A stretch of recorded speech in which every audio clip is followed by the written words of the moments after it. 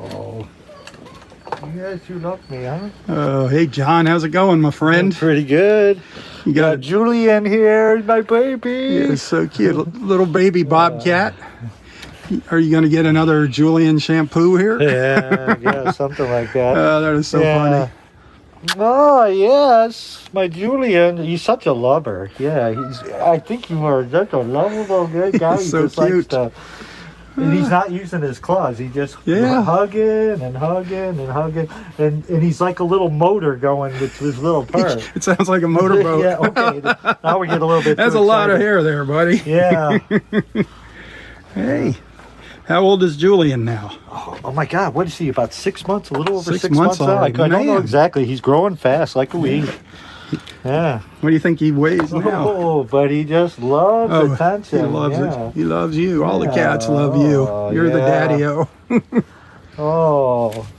Okay, so education-wise, the Bobcat is an American lynx, also known as the red lynx. Yes, the red lynx. I don't know why I call you red lynx. You don't look very red to me. You guys are really dark and gray.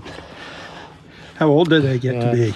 Yeah, they can live in their mid to late teens, Really? possibly 20. But the smaller, they're about the cats. The wild cats are pretty similar to the domestic cats in age. Now that's captivity, because in captivity, animals live longer because they have a comfortable life. Yeah. A lot of people don't realize that or appreciate that.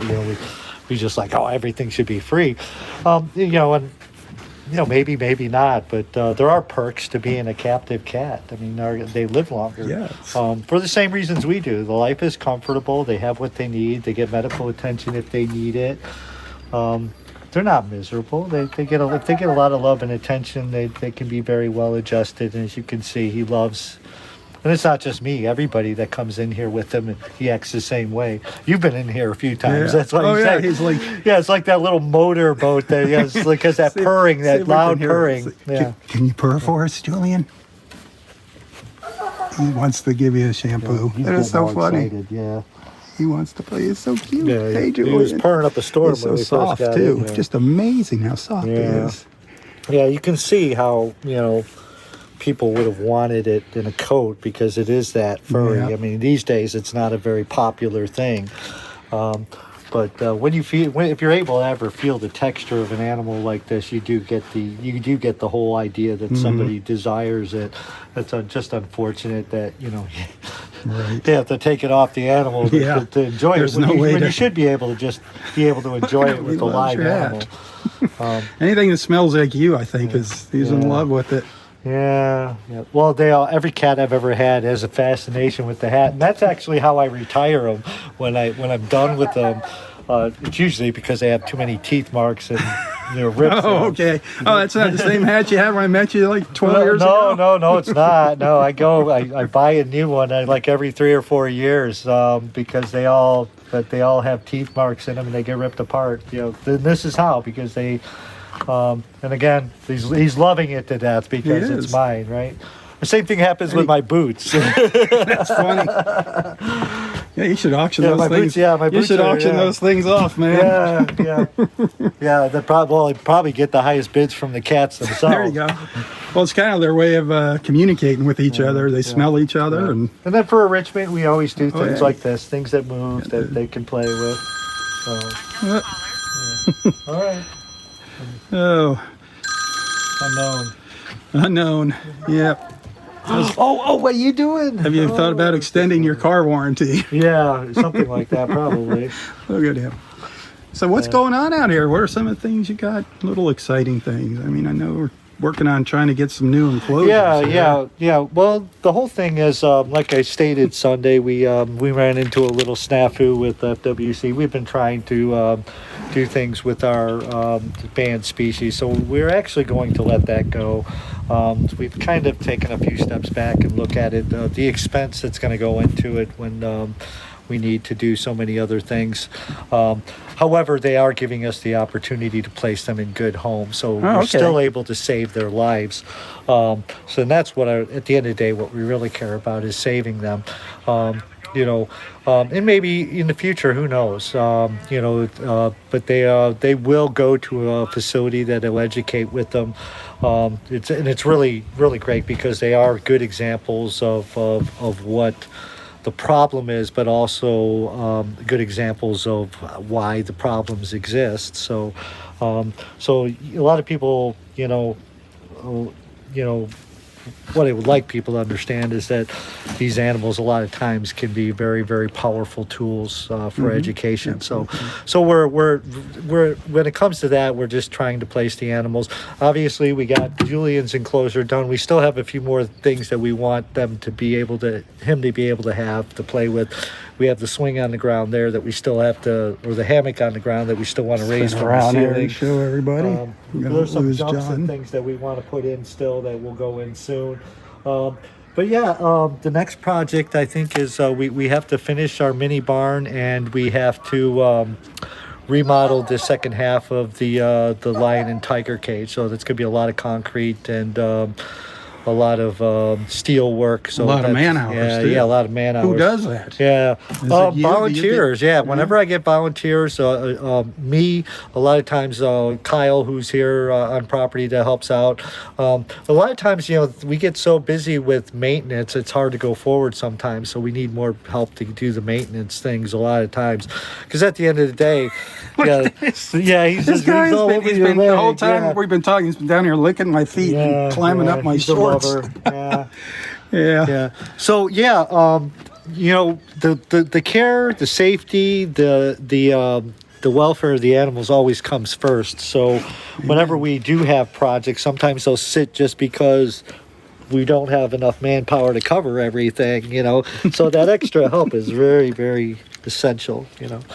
Look at you, huh? Oh my goodness. Yeah, Everybody yeah. likes- So everybody loves that new hat. this is actually what makes all of that work worth it. Amen, man. Amen. Yeah, the love that you get from the animals, and the thing is, you've been around here, so you notice it. That's one of the first things that people say when they come and visit is when I walk around, the animals are all watching me, Yep. and this is why, because I care for them and I raise them. You become a constant part of their world. So there's actually a relationship that a lot of people don't realize exists between the keepers or the people that that take care of the animals and He's the climbing animals up my themselves. So basically I've known him since I picked him up at the airport. He was just a few weeks old. And the people that have been raising him, he's and he sees all the time, he's just in love with. Come here. Come on back up here, bud. Come on, Julian. Up. Come on up. He's thinking about it. You thinking about it? Yes. You are such a cutie. Yeah. Yeah. But a lot of people don't realize the relationship that's actually built, and and that's it's very similar to any other pet that you might have. The bond. And that's what makes it all worth it. They return the love in that form of affection. Let's go, buddy. So Yeah. there's 3 things you always need out here. 3 things. Yeah. Money, number one. Money is always, number one. money makes the world go round, whether you like it or not. It's a Even in a sad nonprofit business, it's how we survive, no matter what you get into. Unfortunately, that's the necessary Yeah. evil. Money, help. We Volunteers. need help, volunteer help, materials and stuff like that. Skilled help too. Yeah, like skilled help guys too. in the Yeah, any construction. I mean, construction most of what we guys? do is in construction. That's one of the things I'm grateful for. I mean, I was in the construction industry. I was an electrician for 30 years. So I've learned to build. And when you're in construction, you pick up the other trades. So I know a little bit of everything. So that's been helpful. But whenever I get other people that are in the same type of boat, and they can help build things, because most of it's just if you throwing weren't, things if you together. didn't have the skills you have, this place wouldn't be here. Oh no, it wouldn't be. People don't realize what you do out yeah, here. with the volunteer help, and a lot of it was created in the early years with help from probation department. We had the sheriff's department would bring a work crew out on the weekends, we don't do too much of that anymore, but we had, we constantly get people from the probation department. And I actually had a conversation with that about somebody yesterday where they like, and it's interesting form of rehabilitation. It's the idea when you have the minor offenses, like, most of the people we get are just DUI or driving offenses, habitual offenders. We get a couple of shoplifters every once in a while, or like most of it's just like possession, marijuana possession or whatever. So these aren't hardened criminals, but at the end of the day, the experience they get here or what they go away with is just as good, because they go away feeling good that they helped something or helped be part of an answer. Well, I mean, this is like therapy. Yeah, it is like therapy. And I tell you what, you would be amazed how many people that have been here for a long time that actually started out in the probation department. we don't tell people about it. We don't tell people about it because we don't want to embarrass them. But we do have several individuals here that started out doing community service hours because they got into trouble. And some of my best people come from that. People make mistakes, and but yeah, no, you say therapy. We do a lot of therapy work. I every couple of months or every month or so, I'm actually now visiting a place called the Benita. What is it called? But is it a retirement? Yeah, no, it's actually for people with stress problems. Oh, really? Yeah, it's basically a place that was built for people that deal with high stress in their lives and things like that. So there's a lot of like meditation, massage. So do you take animals with you? Yeah, because animals are considered therapy. They are very soothing to people, and luckily we have some that are so well behaved and so interactive. What are some like when you do outside events? What are some of the animals? Well, of course we have Bubba the alligator that everybody knows, and they're getting to know him even better, which is it's amazing the amount of the therapy work that he can do too. There are a lot of stories that surround him, including an autistic child saying his first words after meeting Bubba. That's amazing. And we catch a lot of flack for it because he is a big alligator. He's 11 feet long, and people that don't understand will criticize it to the end. And we want people to understand Bubba is not normal. He's not what you normally say. He's not your typical alligator. So this is, when we do stuff like this, it's not because we're idiots. It's because, we found something special that actually works very well. Obviously, Julian, wherever he is. Julian's he's over resting in his little house. Chilling out. Yeah, he's got his little leopard skin blanket, But yeah, he's great for therapy too. I mean, who wouldn't feel better after getting the big loves and hugs that this guy gives, and he's so soft. Even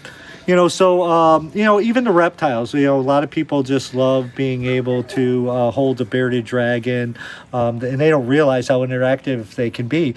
I had a little 4-year-old girl spend 2 hours crawling around the floor with a tortoise, the tortoise that we have that is interactive, because he was a very well-kept pet.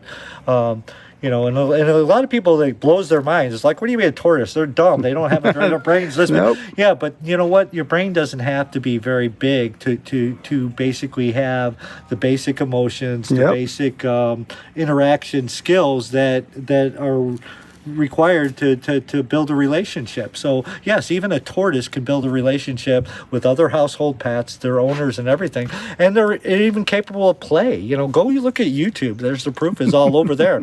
You'll see tortoises on the floor playing ball with another animal in the house. They're always a huge hit with the kids out here. Yeah. I mean, the kids just love touching them, just and feeling, and that's one of the secrets or wonderful things about Kowiachobee is the interaction between the animals and the children, and we always warn them, everything with a mouth can bite, so you don't stick your finger in their face. That's the best way to not do it.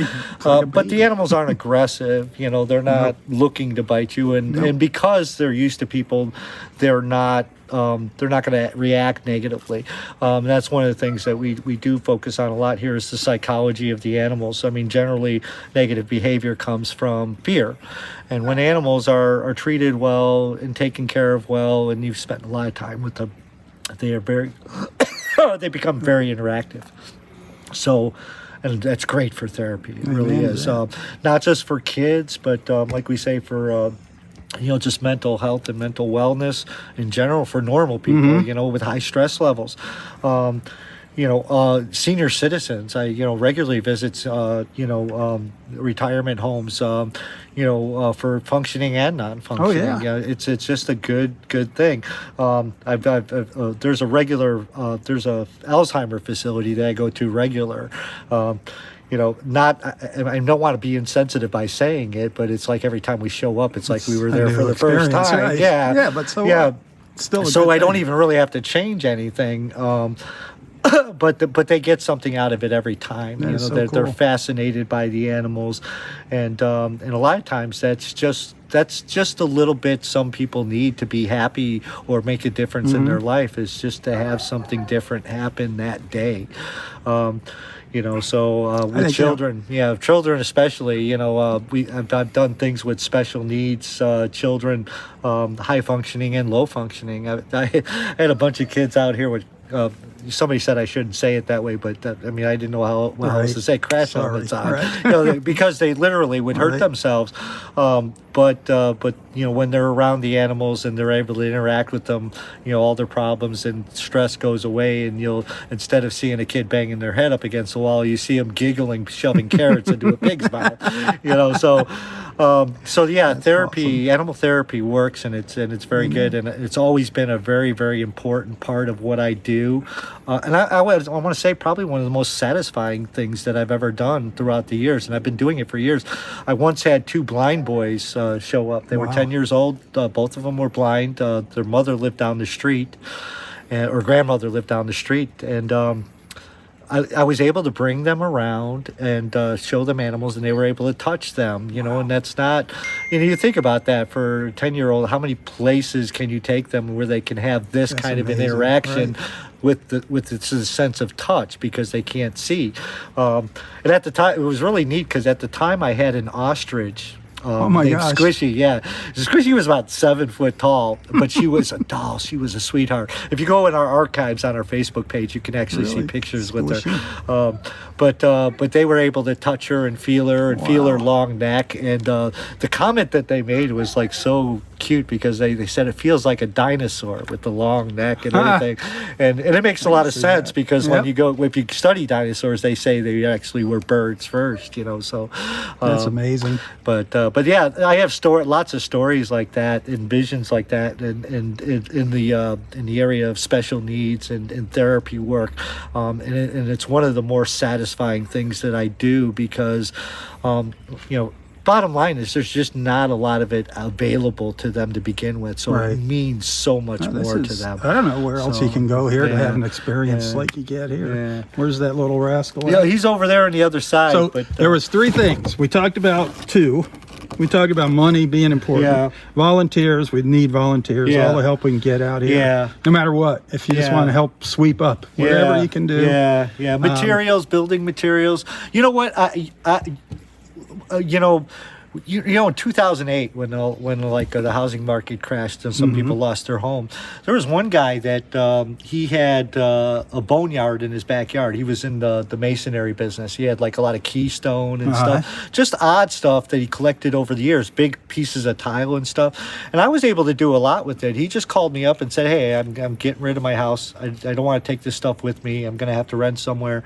So he gave it all to us. So a lot of times, somebody called me up and said, I'm remodeling my driveway in my yard. He lives up on the beach, and I spent 5 weeks just picking up bricks to bring them here so I can relay stuff them. Is so expensive. So expensive, and it just, for me, it's just a little work. And unfortunately, I had to spend my own time to do it, but it was worth it. But even a lot of times when you have people that can go and get stuff for you, that's helpful to be able to go get stuff. Got a truck or a big truck would be nice. A big truck. Yeah.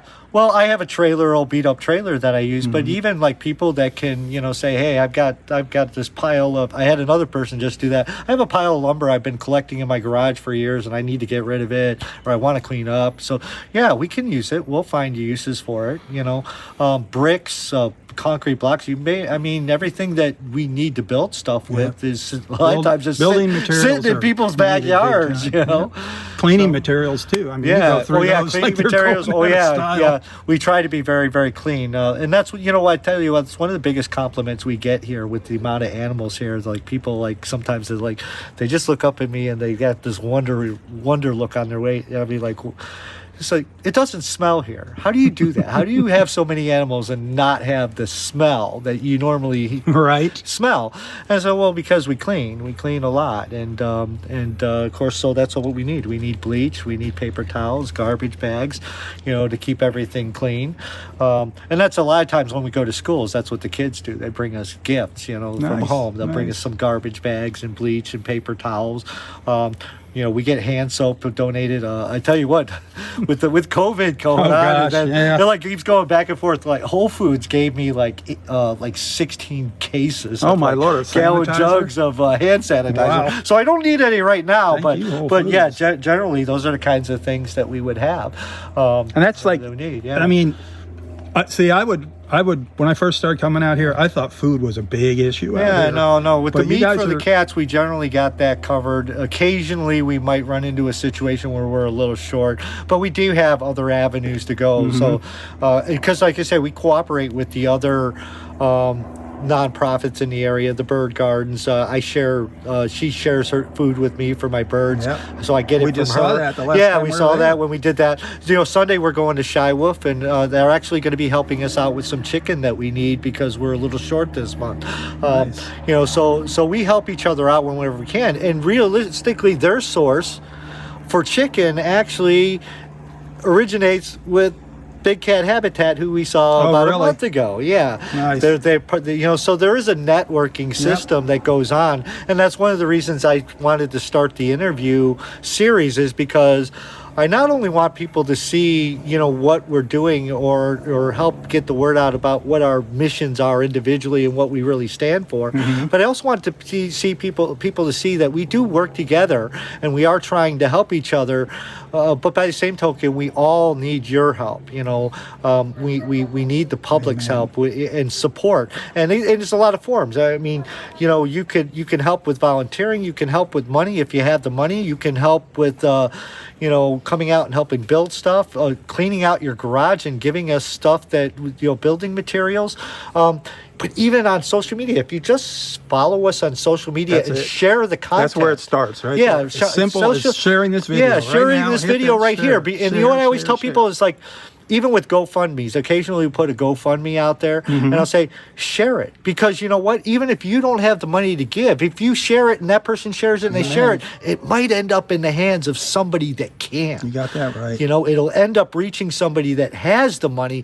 And a lot of times they're even looking for somebody to donate to or a good cause. Because, let's face it, these days everybody's skeptical and they're starting not to trust the nonprofits that are out there for several different reasons. So that's another goal I have, is I want you to see what's going on, see what these people are doing.